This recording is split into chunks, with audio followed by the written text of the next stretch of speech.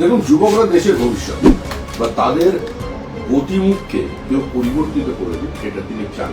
আপনাদের ভাষায় জেনজিরা বুঝে গিয়েছেন এদের আসল লক্ষ্যটা কি। যাদের মানুষের উপরে কোনো আস্থা নেই, সংবিধানের উপর কোনো আস্থা নেই, সাংবিধানিক প্রক্রিয়ার উপরে কোনো আস্থা নেই, সংসদীয় ব্যবস্থার প্রতি কোনো আস্থা নেই, তারাই এ ধরনের মন্তব্য করে।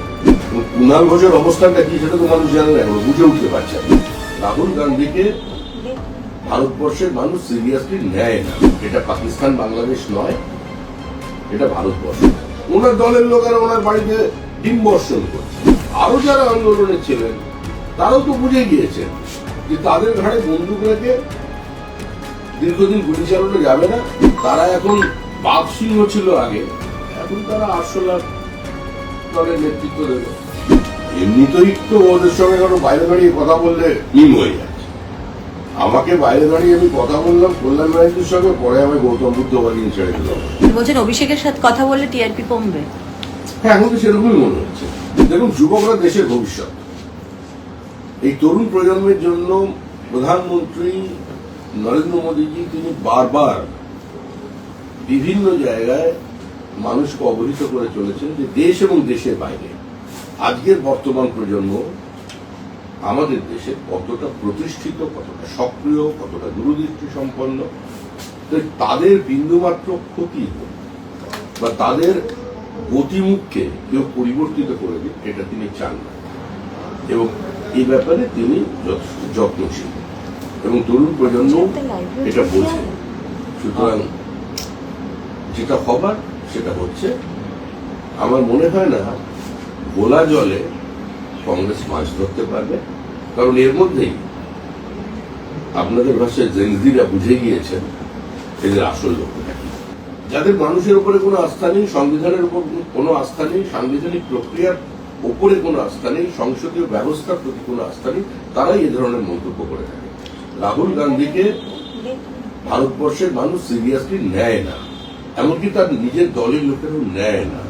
উনি তো গিয়েছিলেন বিহারে, এমনকি পুকুরে পর্যন্ত ঝাঁপ দিয়ে পড়েছিলেন।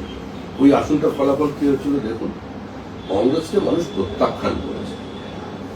শুধু একটা পরিবারের রাজত্ব ভারতবর্ষে চলবে এটা চলেনি, চলতে পারে না। ভারতীয় গণতন্ত্রের ইতিহাস অনেক হাজার বছরের পুরনো। এখানে এ ধরনের ঔদ্ধত্য, উন্নাসিকতা, পারিবারিক স্বৈরতন্ত্র দীর্ঘদিন জায়গা পাবে না। এদেশের গণতান্ত্রিক ব্যবস্থাকে কেউ কোনোদিন ভেঙে দিতে পারেনি। এটা পাকিস্তান বাংলাদেশ নয়, এটা ভারতবর্ষ। 1947 সালের আগে এবং পরে যত কটা দেশ ব্রিটিশ কলোনিয়ালিজম বা অন্যান্য কলোনিয়ালিজম থেকে মুক্তি পেয়েছে, সেখানে কার্যত আজকে আর কোনো গণতন্ত্র নেই।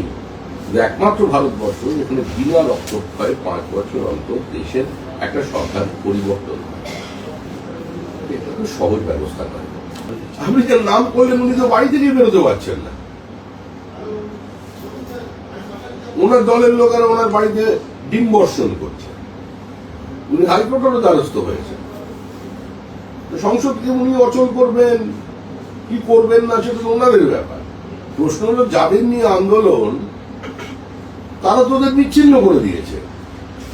যে ব্যক্তি এই আন্দোলনের মুখ তিনি তার অবস্থা স্পষ্ট করেছেন, এবং তাছাড়াও আরো যারা আন্দোলনে ছিলেন তারাও তো বুঝে গিয়েছেন যে তাদের ঘাড়ে বন্দুক রেখে দীর্ঘদিন গুলি চালানো যাবে না, চালানোর চেষ্টা করছিল। এটাও বুঝেছেন যে এই ধরনের ভাবে নিজেদের রাজনৈতিক অপ্রাসঙ্গিকতা থেকে তাদের ব্যবহার করে প্রাসঙ্গিক করাটা তারা গ্রহণ করবে না। দুর্ভাগ্যের বিষয় এটাই যে শতাব্দী প্রাচীন দুটো রাজনৈতিক দল, একটা ভারতের কমিউনিস্ট পার্টি, মার্ক্সবাদী বা কমিউনিস্ট পার্টি, এবং এদিকের আরেকটা শতাব্দী প্রাচীন পার্টি, মানে স্বাধীনতা আন্দোলনের প্ল্যাটফর্ম, তারা এখন বাঘ সিংহ ছিল আগে, এখন তারা আরশোলা দলের নেতৃত্ব দেবে বা সেখানে ঢুকে পড়ার চেষ্টা করছে। মানুষ এদের নিচ্ছে না, এর কোনো লাভ নেই।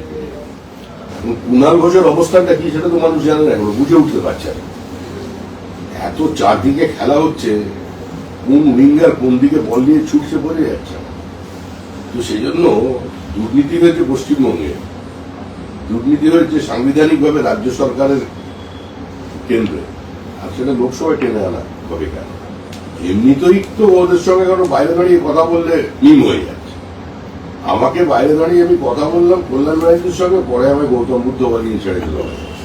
তো এরকম তো পরিস্থিতি, ফলে এখানে যত কম টানা যায় তত তারা তৃণমূল তো নেই ভাই, এটা নির্মূল। আপনারা কেন এটা বিশ্বাস করতে চাইছেন না? এখন ওনার কে নিয়ে এত যত বেশি চর্চা করা হবে কিন্তু মানুষ আরো ক্ষিপ্ত হয়ে যাবে। আপনাদের চ্যানেল সম্পর্কেও মানুষের একটা শ্রদ্ধা ভক্তি কমে যাবে, টিআরপি নামবে, বাড়বে না।